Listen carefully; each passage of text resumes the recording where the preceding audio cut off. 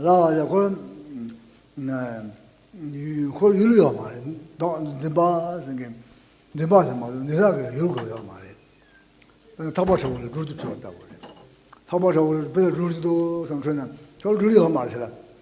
대한신도 대한 타바서를 루트도 쳐봐당 주소라 매리 섬 장당 다 주소를 심지지를 섬 장당 제바다. 그러다 버려서 봐. 고된대지래요. 거기는 공체네 저 저는 내가 다 욕하고 그래서 하래. 그거 있나? 실 주변에 뭐 실례라래. So even though grasping at the self is a delusion, but it's a type of delusion that is quite not that difficult to understand. And this is because even though we have this strong grasping at the self, but it comes from something which doesn't have true object, true existence for the object. And this is very much like the looking at a colorful robe, because sometimes when we see a colorful robe, we might think there's a snake, but actually snake doesn't exist there. In the same way, sometimes in the night, when we see certain shadows, we think there's certain type of animals, but then actually these animals are actually only delusion. They don't exist there.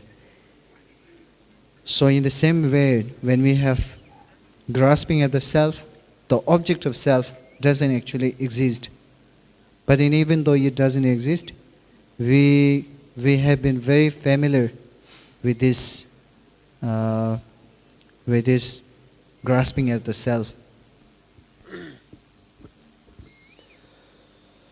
र त्यसरी नै हामीले जुन यो हाम्रो जड छ, हामी भ्रमित हुने जड या हामीले सबै हामी प्राणीहरू सबै भ्रमित हुने जड जुन हामीले भन्यौं, आत्मालाई अनात्मलाई आत्मामा हामीले जुन हाम्रो चित्तले त्यसलाई पकडमा राख्छ या त्यसमा हामी मोह या हामीले नभएको त्यसको अनस्तित्वलाई पनि अस्तित्वमा हामीले लिन पुग्छौं। त्यस कुरा हामीले त्यसलाई बुझ्ने हो भने त्यति गाह्रो पनि छैन। उदाहरण स्वरूप हामीले बुझ्ने हो भने त्यो भ्रम कस्तो भ्रम हो भने हामीले रंगीन धागो या कुनै रंगीन मोटो धागो जस्तो हामीले देख्यौं भने त्यसलाई कहिलेकाहीँ हामीले साप हो भनेर हामी भ्रममा पर्छौं र त्यसलाई धागो त्यो वास्तविक रूपमा त्यो एउटा साप भए तापनि धागो भए तापनि हामीले त्यसलाई सापको रूपमा हेर्ने गर्छौं या सापको रूपमा हामीले त्यसलाई लिने गर्छौं र त्यो एउटा भ्रम हुन जान्छ र त्यो विषय जुन धागो छ त्यो साप नभए तापनि हाम्रो आफ्नै भ्रमले गर्दाखेरि या हाम्रो चित्तले गर्दाखेरि हामीले त्यस्तो देख्न गएको हुन्छौं र त्यसरी नै कहिलेकाहीँ हामी साँझपख छायाहरू देख्दाखेरि हामीलाई आफ्नो चित्तको त्रासले गर्दाखेरि हामीले त्यसलाई पशुको रूपमा या अरू जन्य जन्तुहरूको रूपमा पनि देख्ने गर्छौं र ती सबै हाम्रो चित्तको एउटा पाटो नै हो। त्यसले हामीले देखेको सबै हाम्रो भ्रम नै हो।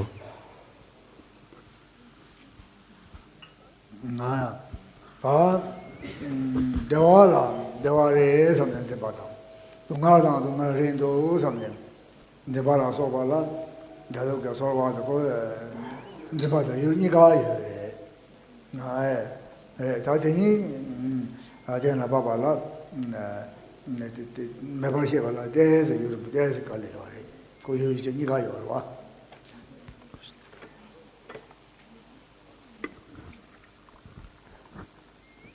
and all this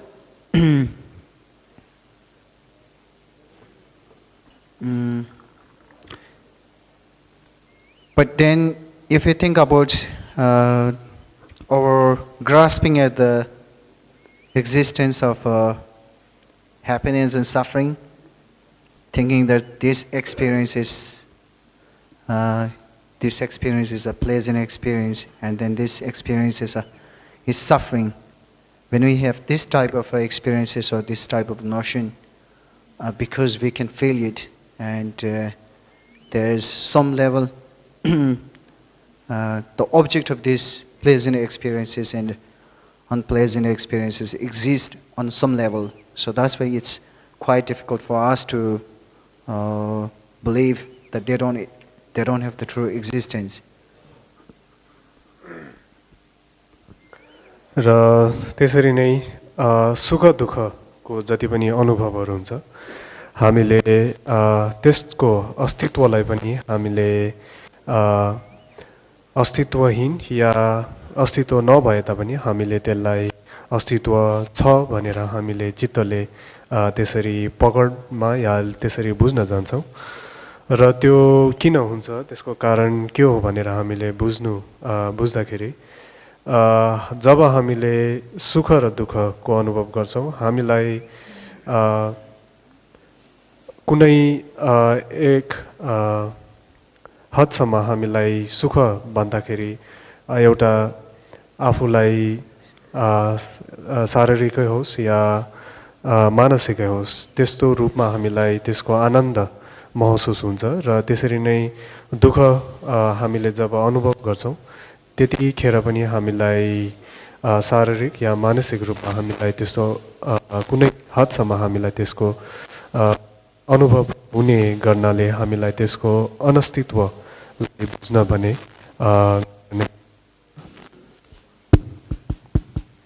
तर स्वाभाविक रूपमा त्यो अस्तित्वहीनै हुन्छ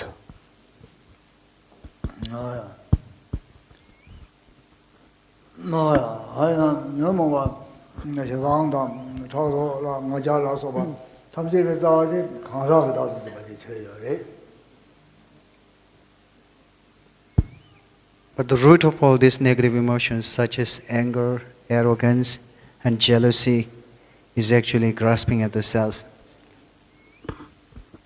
र जति पनि यी क्लेशहरू छन् हाम्रा द्वेषहरू जति पनि ईर्ष्याहरू छन् यी क्लेशहरू सबैका जड या हेतु भने हामीले आफू अनात्मनलाई आत्मन या आत्मालाई हामीले विचार गर्नु या त्यसमा पकड राख्नुलाई नै त्यसको हेतु हो भनेर हामीले बुझ्नुपर्ने हुन्छ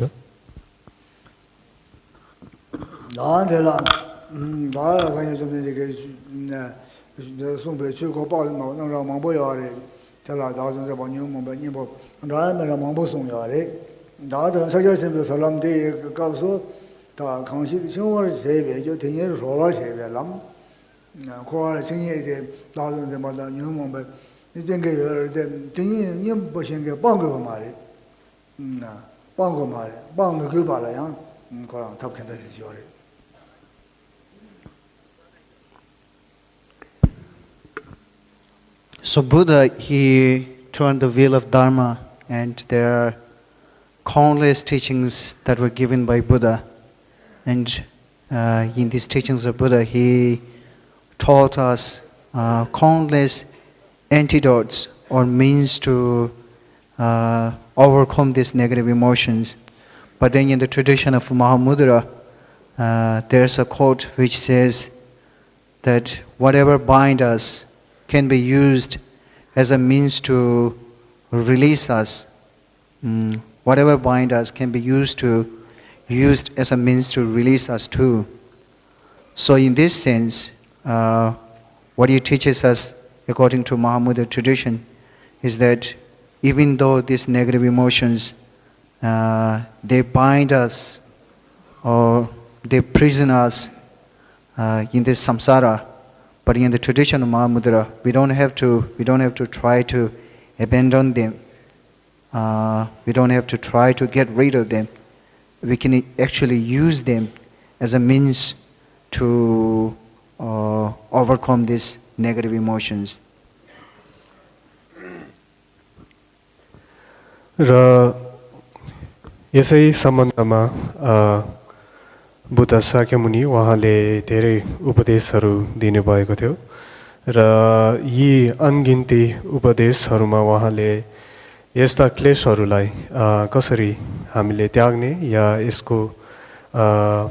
यसबाट कसरी हामी मुक्ति पाउने भन्ने विषयमा धेरै प्रतिपक्षहरू यसलाई कसरी हामीले मुक्ति हुने योबाट हामीले कसरी मुक्त हुने भन्ने बारेमा उहाँले धेरै उपायहरू उल्लेख गर्नुभएको छ।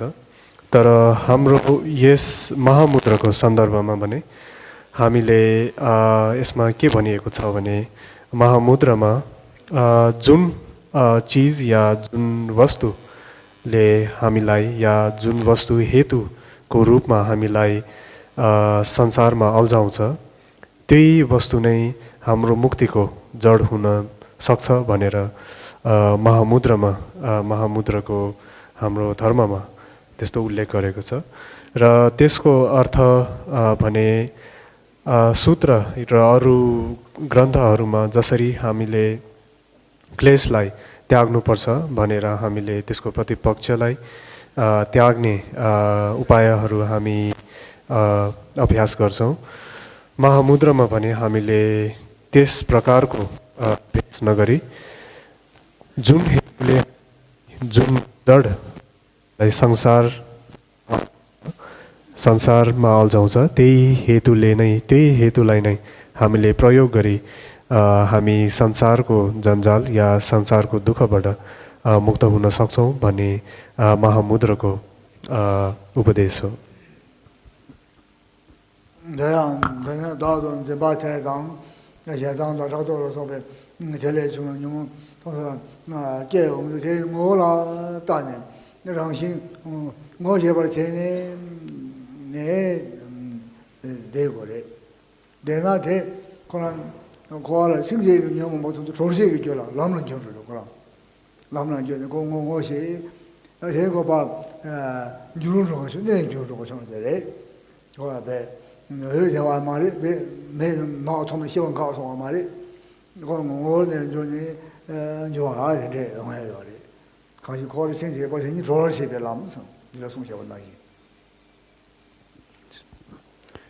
So understanding this, when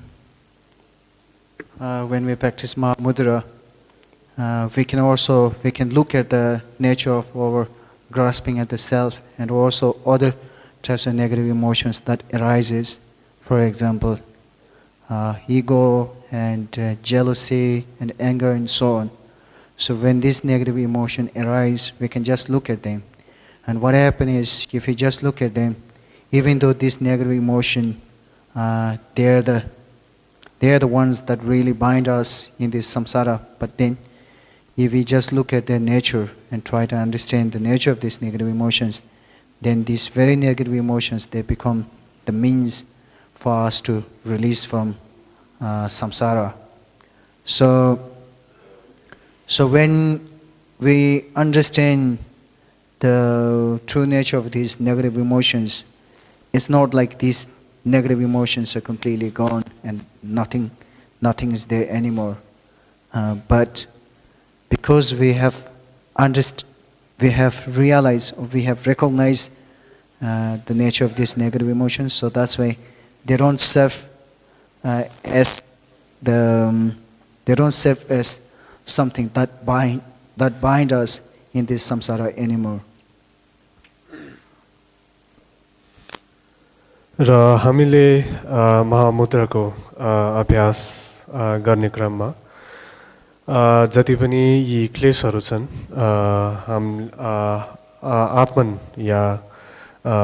आत्मनलाई हामीले अनात्मनलाई आत्मनको रूपमा हामीले हेर्ने वा जति पनि क्लेशहरू अहङ्कार ईर्ष्या या मोह जस्ता जति पनि क्लेशहरू छन् ती सबैका स्वभावलाई हामीले हेर्नुपर्छ या त्यसको स्वभावलाई हामीले बुझ्न या ज्ञात गर्न हामीले प्रयास गर्नुपर्ने हुन्छ।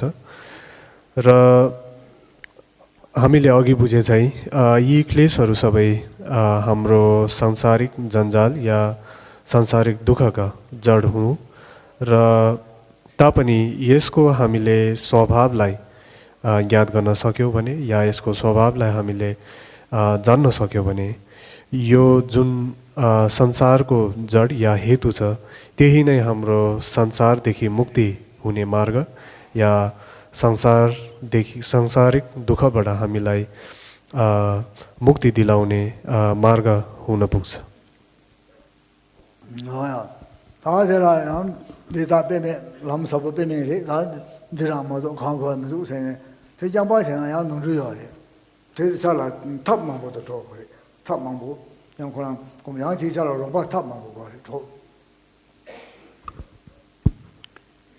Even though this type of instruction is very profound, but still we should not think that this alone is enough. I can just practice this and I don't need any other practices. We should not think like this, because if you take in this way, and then there's the danger. There's the danger of falling into the extreme of wisdom. So therefore, it's very important with understanding how skillful and profound this path is. At the same time, it's also very important to practice other instructions which can serve as a very important support for this practice.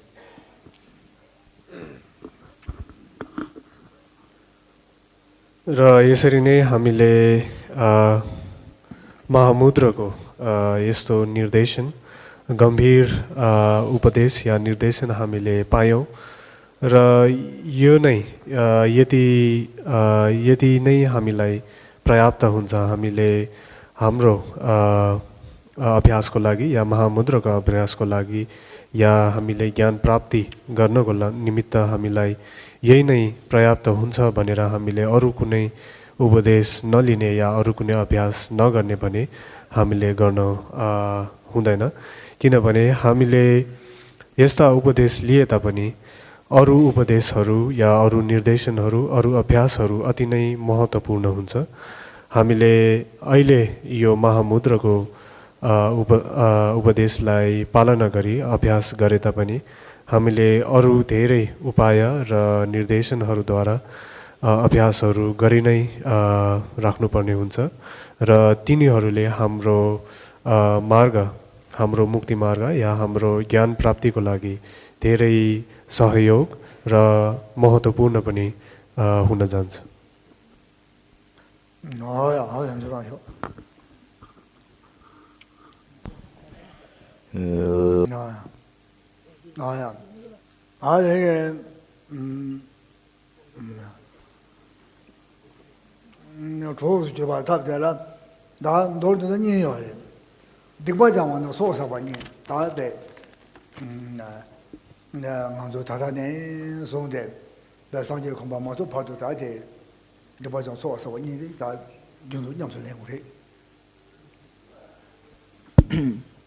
So when we talk about the support for the Mahamudra practice, there are two main supports, and one is the purifying our negativities, and other one is accumulating more merits. And these two, purifying our negativities and accumulating merits, are something that we have to do until we attain enlightenment. र अघि हामीले जुन महामुद्रका अभ्यासका निमित्त दुई सहयोगी पक्ष या दुई सहयोगी पक्ष छ भन्यौं त्यस सहयोगी या हामीलाई अभ्यास गर्नमा सहयोग पुर्याउने दुई पक्षहरू छन् ती दुई हामीले पाप कर्महरू शोधन गर्ने या त्याग्ने र हामीले पुण्य सम्भार गर्ने हो ती दुई पक्षहरू हुन् जसले हामीलाई महामुद्रको अभ्यासमा हामीलाई सहयोग पुर्याउँछ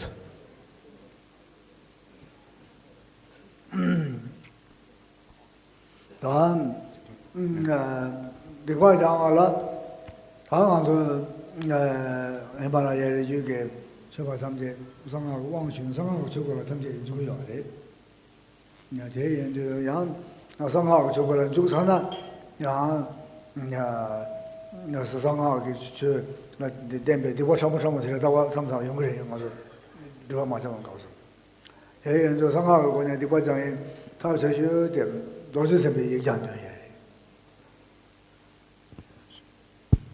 And if we talk about purifying negativities, there are also many means of purifying of negativities. And for us, especially the Himalayan people, most of us have already entered into the already entered into Vajrayana teachings by receiving empowerment. So if we have received the empowerment, then we can practice some of these means which are taught in the Vajrayana teachings that can help us to purify our negativities. And one of the most skillful or most effective ways of purifying our negativities in the Vajrayana tradition is practicing Vajrasattva and reciting the mantra of Vajrasattva, which is normally known as 100-syllable mantra. र यसरी नै पहिलो जुन सहयोगी पक्ष जुन छ त्यो पाप कर्म त्याग्ने त्यसको हामीले अभ्यास या हामीले कसरी पाप कर्मलाई त्याग्न सक्छौं भने साधारण रूपमा हामी एउटा हिमालयन या यस हामी जति पनि अहिले अनुयायीहरू छौं हामीहरू सबै वज्रयान परम्परामा हामी निर्भर भइसकेको छौं र हामीले सकेसम्म हामी धेरै जनाले यसको अभिषेकहरू पनि प्राप्त गरिसकेका छौं र यसै पाप कर्मको त्यागको लागि धेरै उपायहरू या धेरै साधनाहरू र अभ्यासहरू हुन्छन् र हाम्रो यही तन्त्र विद्या या वज्रयानको परम्परा अन्तर्गत धेरै उपाय या अभ्यासहरू मध्ये एकदमै विशेष गरी हामीले पाप कर्म त्याग्न या त्यसको शुद्धिकरणको लागि हामीले अभ्यास गर्दै आएको एउटा साधना या त्यो वज्र सत्वको साधना हो र त्यस साधनामा हामीले वज्र सत्वको मन्त्रलाई जाप गर्ने गर्छौं 아예 맞아 왕도 받아 롱도 받고 토대 받아 온 반에서 상황에서 주진도 거기 와 맞아 대답아 내가 뭐래 다 깨는 받아 채는야 되게 먹어 봐 야 대바서 날렵서냐 되게 거면 와 야 대바 포상은 야파 당해게 다 되네 대바로도 봐봐 나 도스는 건데 다 되네 제요래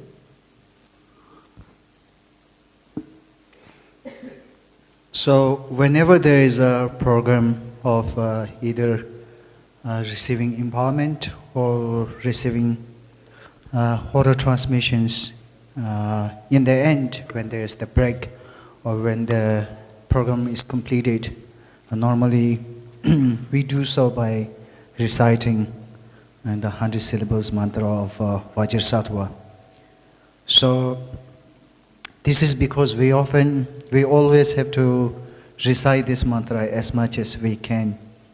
And the benefits of reciting this mantra is that in one way, even if sometimes we happen to face certain conditions because of which we might have to do something which is not really good, which is not positive and can be considered as a unwholesome action. But then these negativities will not remain with us and we will not be contaminated by it. And the other type of benefit of reciting this mantra is that even the negativities that we have accumulated or that we have done in our past time will also be purified if we recite this mantra. र हामीले अहिले हाम्रै सन्दर्भमै गर्ने हो भने हामीले अहिले अभिषेक र यो लुङ प्राप्त गर्ने क्रममा सधैँ हामीले बीचमा हामी आरम्भ गर्ने क्रममा हामीले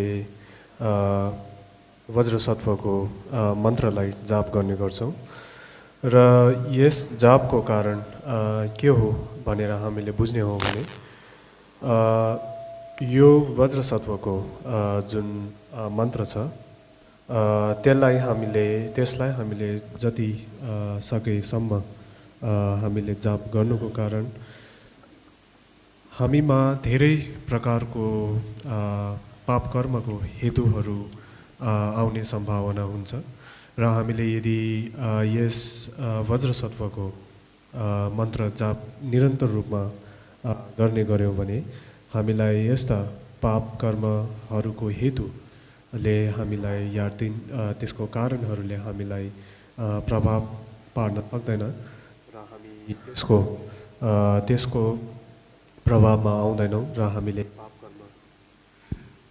पाप कर्महरू हामीले गर्न पुग्दैनौँ र त्यसरी नै हामीले पहिले हामीले गरिसकेका पाप कर्महरू या कुनै नकारात्मक कार्यहरू छन् भने त्यसको पनि शोधन हुन्छ यस मन्त्रको जापले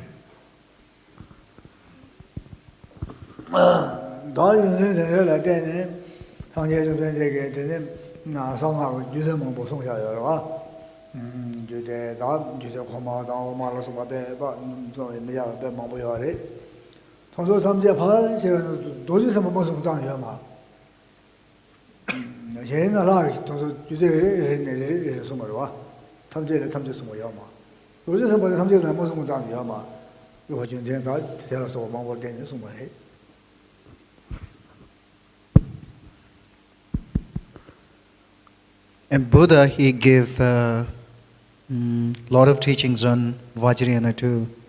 And these teachings of Vajrayana can be divided into two classes. Sometimes we talk about upper class of Tantra and lower class of Tantras.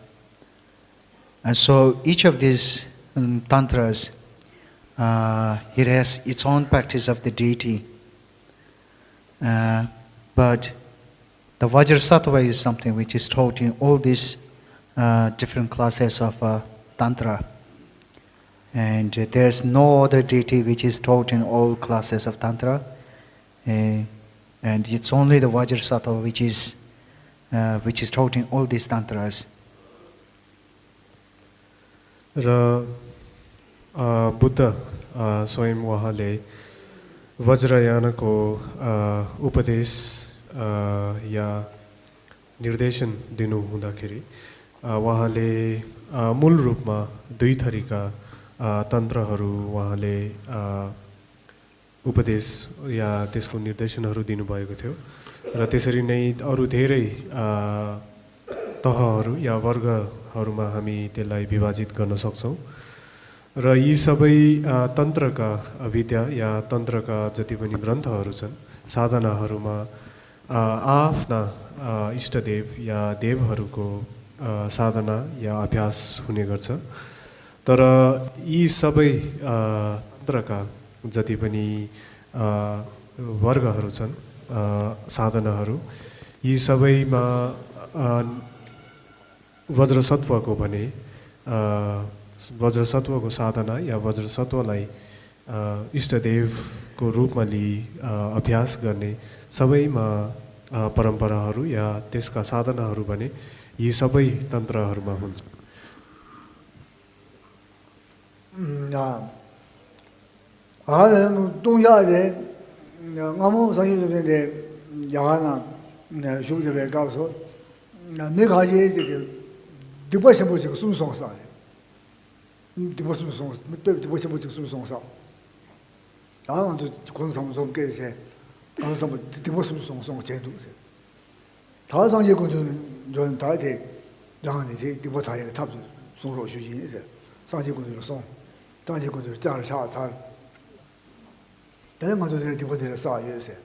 다提讲一个 topic， 等马上就把这拿过拿上。上节个做个热水，这个天一看我们送就送来了，热水这个吃，这个上节送手皮过来是吧？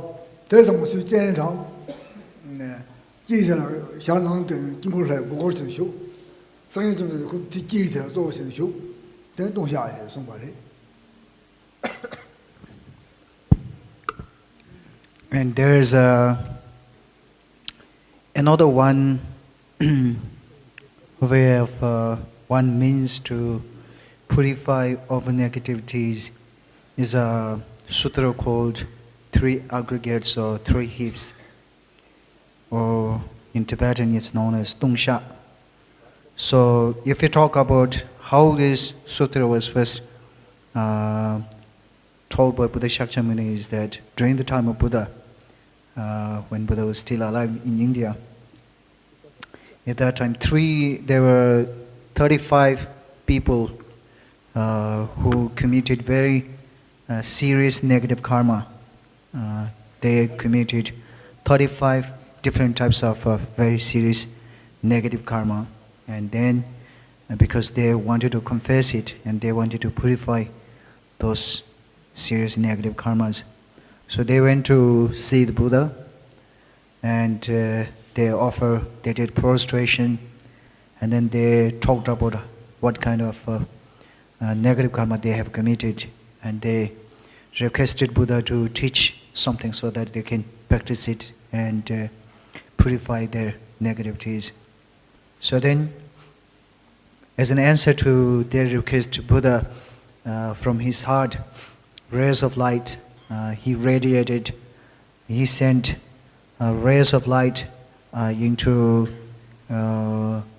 35 realms of Buddhas, and then from these 35 realms of Buddhas came 35 Buddhas. And then when these Buddhas came to Buddha, he emanated a mandala in which Buddha Shakyamuni himself, he was in the center, and then he was surrounded by these 35 other Buddhas. And so then after that, he taught this sutra. र यसरी नै अर्को अभ्यास या उपाय हामीले पाप शोधनको लागि गर्ने गर्छौं र त्यसको नाम भोट भाषामा तुङशा भनिन्छ। त्यो पाप शोधनको एउटा प्रार्थना हो र त्यसको हामीले इतिहास बुझ्ने हो भने या त्यस पाप शोधनको प्रार्थना कसरी अस्तित्वमा आएको हो भनी हामीले जान्नु पर्दाखेरि त्यस समय एक समयमा 35 जना व्यक्ति थिए जसले गम्भीर पापहरू गरेका थिए र ती व्यक्तिहरूलाई पश्चाताप भएर अनि आफ्नो पाप शोधन गर्नको निमित्त उनीहरू बुद्ध शाक्यमुनि कहाँ गए र बुद्ध शाक्यमुनि कहाँ पुगेर उनीहरूले आफ्ना सबै पापहरू के कस्ता पापहरू गरेको थिए ती सबै बुद्धलाई भन्नुभयो र त्यसपछि उनीहरूले बुद्ध शाक्यमुनिलाई ढोग र अर्पणहरू या मण्डलहरू चढाई हामीलाई जति हामीले पाप गरेका छौं यी सबै पापहरू शोधन गर्ने कुनै उपाय या अभ्यास हामीलाई दिनुहोस् भनेर उहाँहरूले ती व्यक्तिहरूले अनुरोध गर्नुभयो बुद्ध शाक्यमुनिलाई र त्यस अनुरोधको उत्तरमा उहाँ भगवान बुद्ध शाक्यमुनिले आफ्नो हृदयबाट प्रकाशलाई बाहिर प्रकाशित गर्नुभयो। त्यस प्रकाशबाट 35 बुद्ध भूमिका 35 वटा बुद्धहरू यहाँ Buddha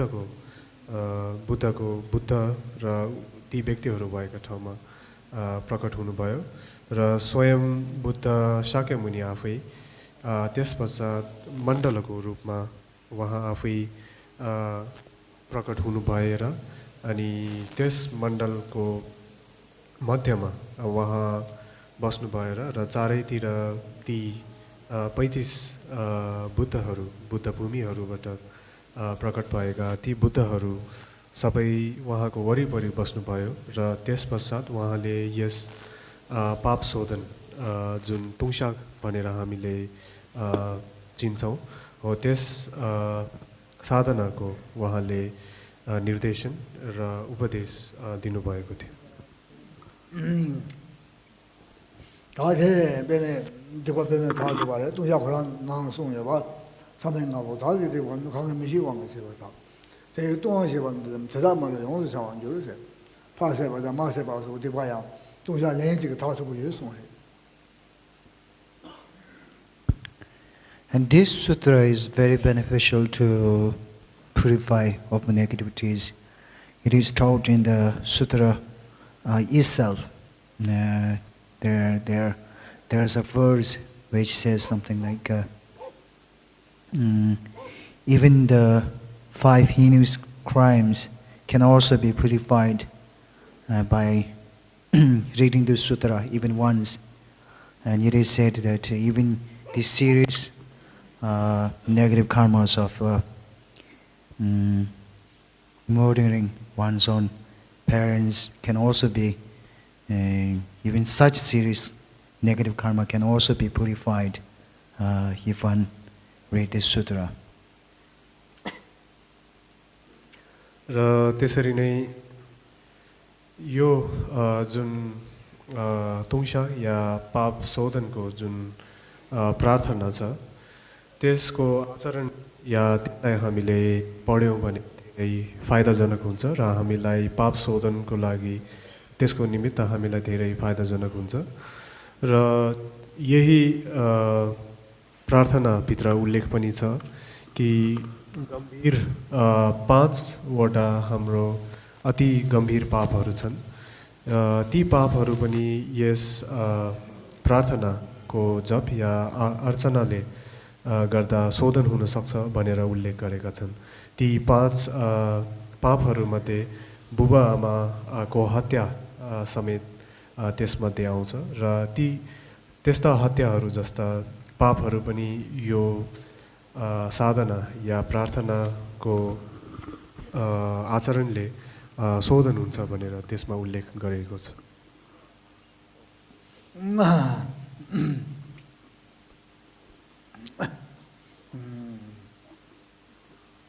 다에 이거 동상도 말에 내라 그러와 네가 좀 모르게 내라 그래 이게야 내라 그래 나 저거는 저 담제가 대주지 마셔봐 숨겨 봐 어때 대달도 담제가 저러지 And this sutra of 3 hips or Tungsha is not very long, so that's why it's quite easy to read.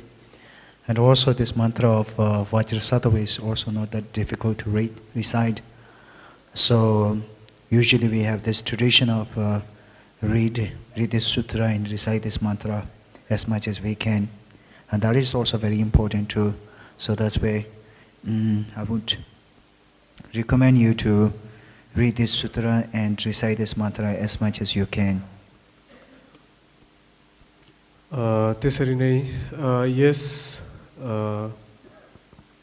पाप शोधनको जुन साधना छ पाप शोधनको साधना जुन हामीले भोट भाषामा तुङशाक भन्छौँ त्यो छोटो र सजिलो छ र त्यसलाई अर्चना या पढ्नमा पनि हामीलाई धेरै गाह्रो हुँदैन र त्यससँगै वज्रसत्वको जुन मन्त्र जाप छ त्यो पनि सजिलो नै छ र हामीले त्यसलाई पनि जप्नुपर्छ र हाम्रो परम्परामा या हामी बौद्ध मार्गी महायान बौद्ध मार्गी हामी जस्ता धेरैजनाले त्यसको जप गर्ने गर्छौँ र त्यसरी नै तुङशाको पनि हामीले अर्चना गर्ने गर्छौँ र यो अति नै प्रभावशाली र शक्तिशाली छ। यी दुवै साधना र मन्त्र जप सजिलो छ र अति नै प्रभावशाली शक्तिशाली भएकाले म सबैलाई यस मन्त्र र साधनाको अर्चना गर्न सबैलाई म अनुरोध गर्छु।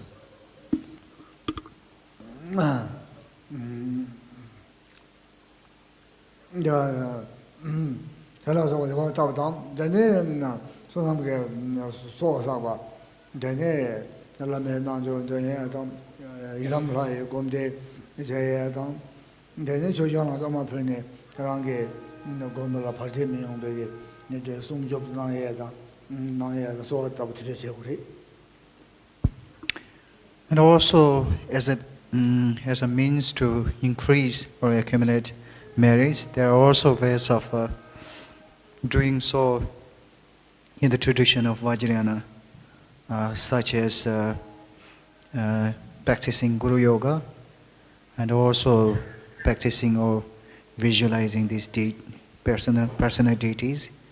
And also we can offer Torma to the Dharma protectors and request them to protect us from obstacles. र त्यसरी नै वज्रयानको जुन परम्परा छ त्यस अन्तर्गत धेरै साधना या उपायहरू छ। हामीले पुण्य सम्भार या हामीले पुण्य गर्ने धेरै साधनाहरू छन्। त्यसमध्ये हामीले गुरु योगको साधना, त्यस्तै गरी इष्टदेवको भावना गर्ने र त्यसरी नै धर्मपालहरूलाई हामीले भोग या अर्पण चढाई हामीले पूजाआजा गर्ने धेरै यस्ता विधि र साधनाहरू छन्।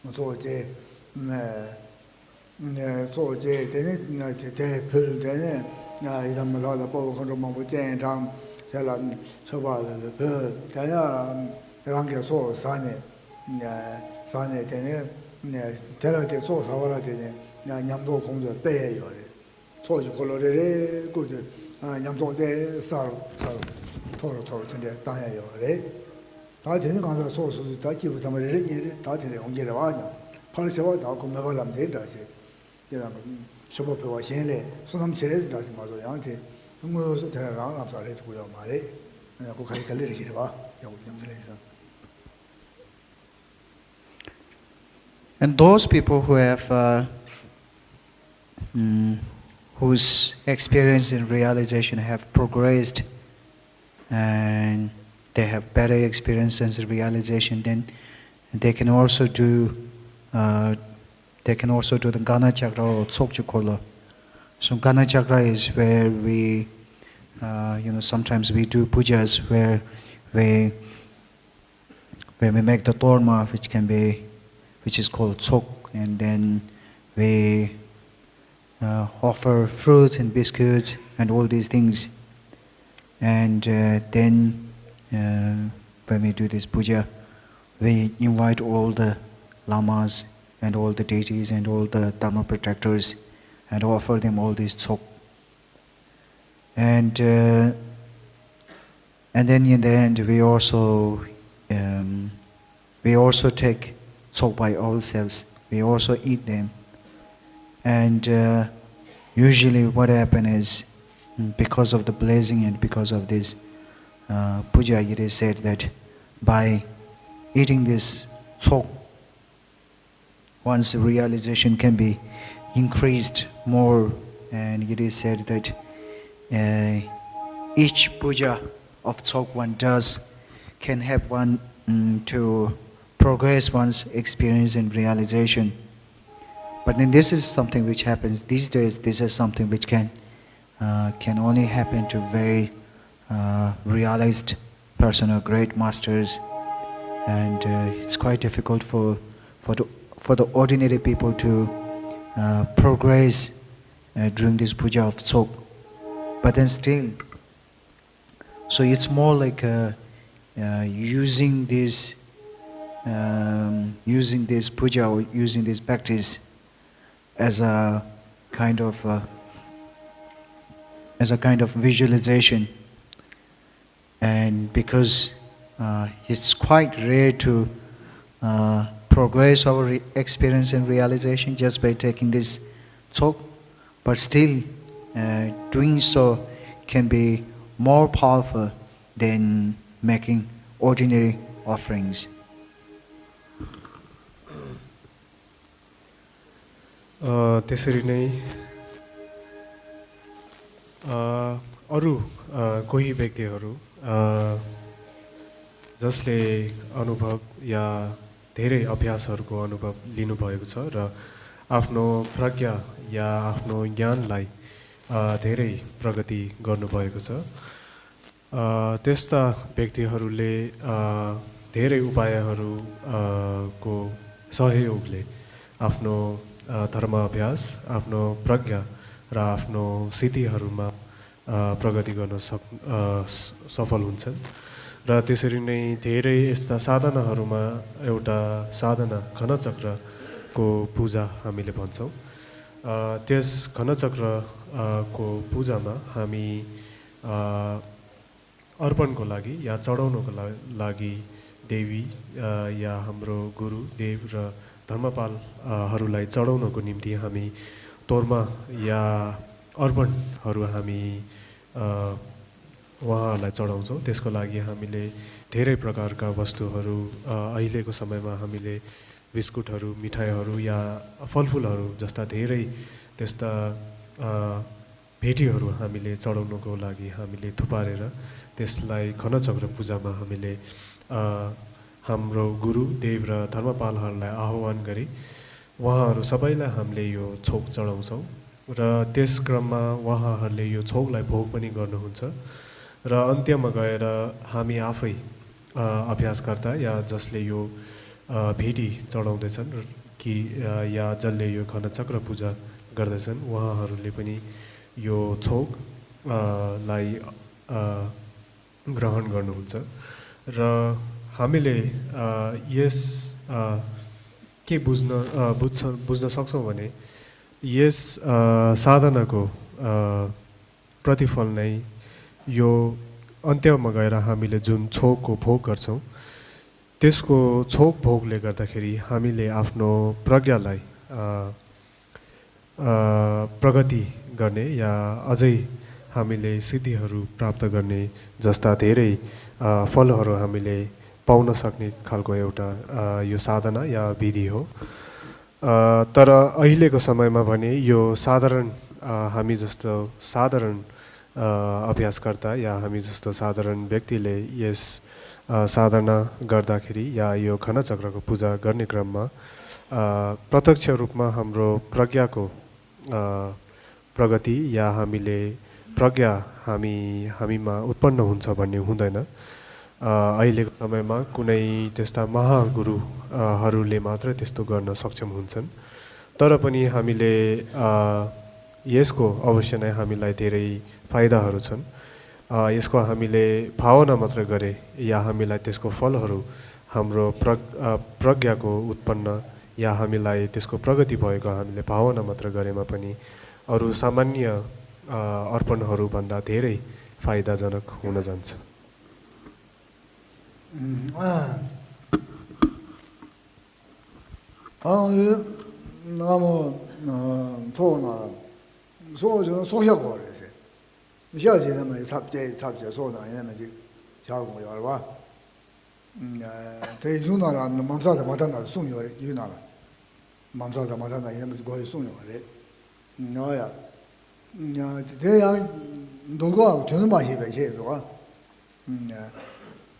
semjen sese rangshin shisong xia gore rangshin sese shisong wa na ya tere de goyo ma so na tere gore na ya sang go song de ba chang dang yong yong ji ju se na ti ba le dam ne